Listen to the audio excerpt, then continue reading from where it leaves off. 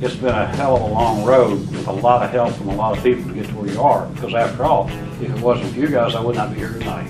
Lynn and I decided we could retire, and we did. I decided when I retired that's exactly what I wanted to do. And I told Dennis and Tanya as well as Linda, I said, I'm retiring to walk out this door. So I'm done with sharpening. Well, that was exactly true. I've had people mad at me because I don't answer questions, but there is not a question that I can answer that Dennis can't, and he's there for that purpose. There's ends to it. I've met some very, very, very nice people over all these years and all the help. It's just been a fantastic trip.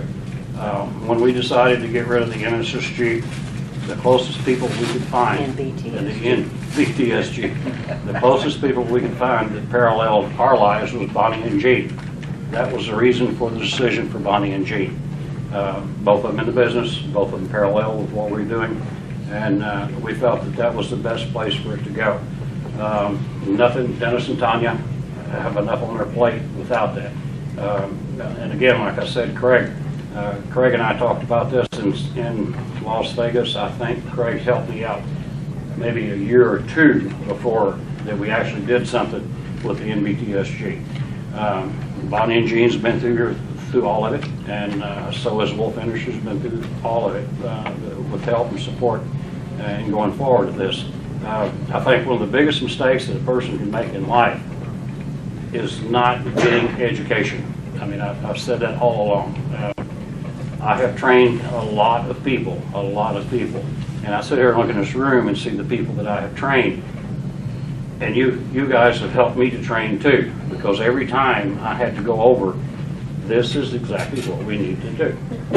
This is exactly what we need to do. And one time in a conversation, and I don't remember who said it, they said it gets very old to say, take the scissor in your left hand, put it into the clamp, and tighten it down. Take the left scissor in your hand, put it in the clamp, tighten it down. Take the left scissor with your hand. But you know what? Sometimes that's what it takes for all of us to do that. But every time I've ever said that, then I've told myself, take my left hand, put the scissor into the clamp. So, you know, it's been a good road for us. It's been a very good road for us. My legs give out on me. I just couldn't go anymore. Did I get tired of sharpening? No. Never. Ever. Ever. I run across my clients all the time, and they say, you know, we're very happy with Dennis. We'd like to see you out here too. You guys got clients like that too when you get ready to retire. I mean, you really do.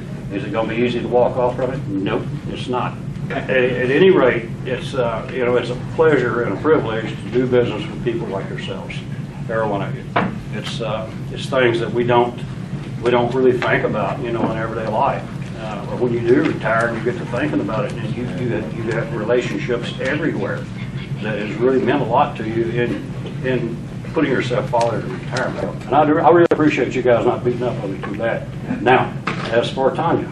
I remember the first time I met her.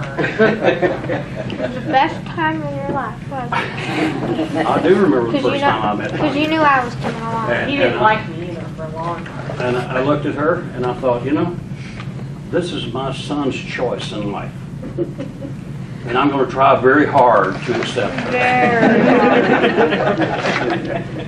And there was a lot of years I really did wonder whether or not it was going to come about, but I love her like a daughter. Both of my daughters-in-law, as a matter of fact.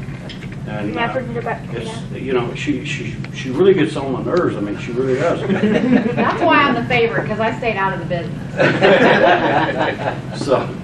So one of these days, when it comes time, I promise you all, when it comes time for me to do something for Tanya, it's really gonna be a big one. But I was nice to you tonight. Yes, you kind of were.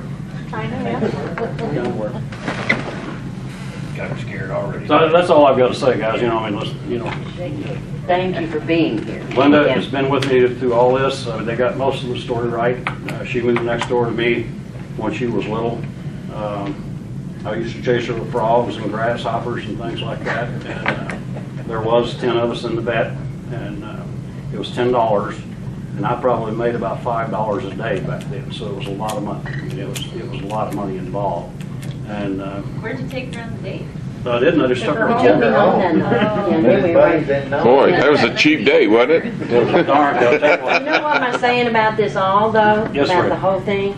How much did you have to give her mother to make sure she went home? Her mother loved me. Oh, yeah. All Oh, her life, she loved me.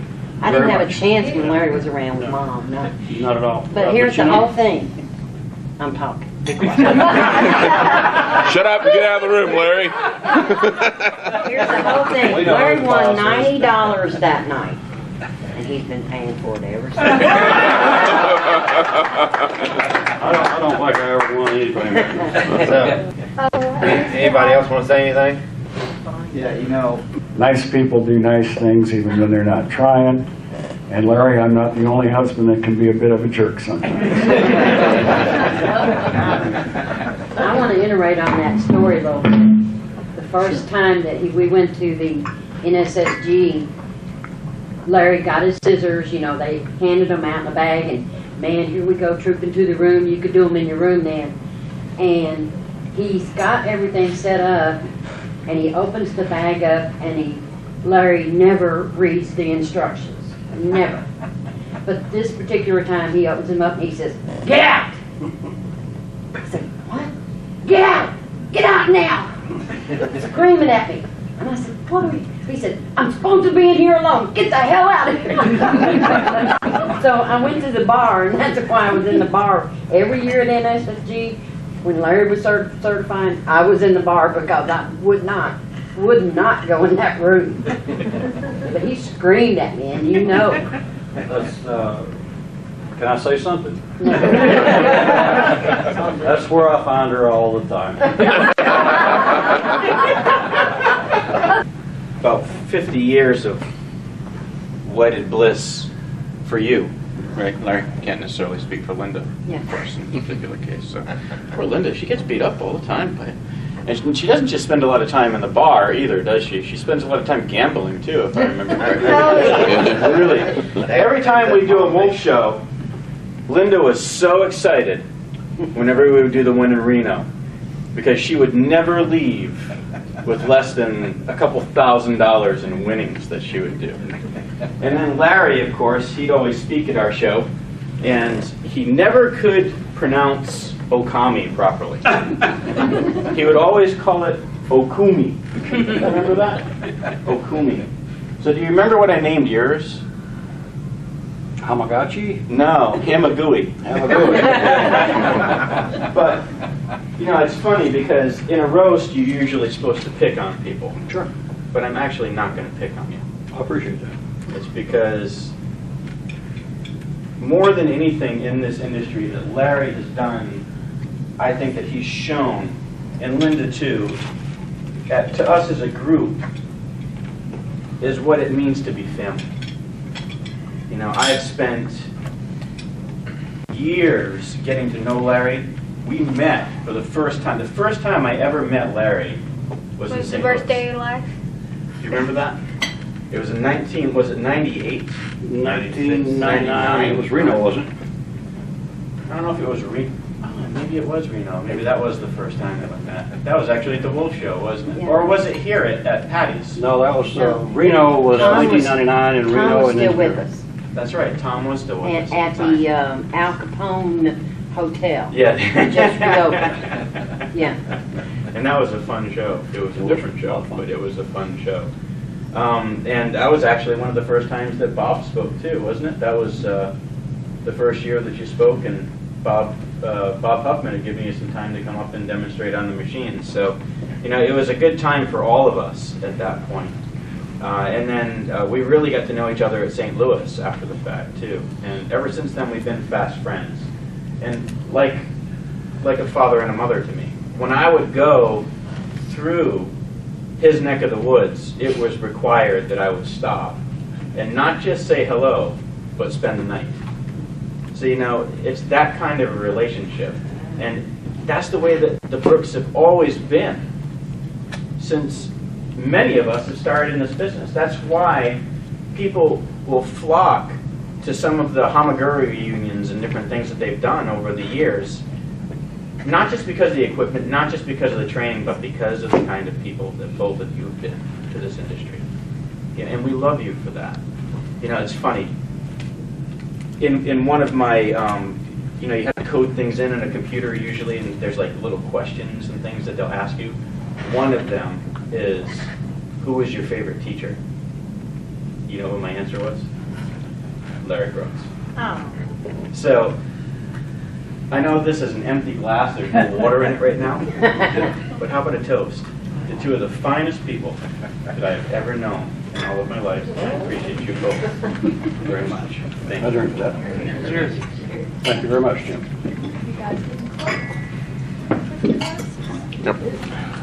That was very kind. Thank you very much, Jim. Check. Did want to do something from, Could I say something? Okay, go ahead. It made me think of this because Jim started talking about family. I'll tell you what kind of family Larry and Linda are, especially Larry. Larry, you're responsible for my daughter buying a motorcycle. She took a motorcycle trip with him. He came to our house and picked her up, and I have no clue where all you guys went, but they drove a motorcycle. I think she fell asleep on the back of the motorcycle, and she came back with the sunburn, but she had a bandana around her head, and then, you know, she didn't look pretty. And, but today she is working for Harley Davidson out in Glenwood Springs, Colorado, and she would have liked to have been here tonight, but unfortunately couldn't take off time from work. Anyway, she sends you her best, and she bought a Harley, and she thinks of you often when she rides. Very good. It was a very good trip, a very good trip.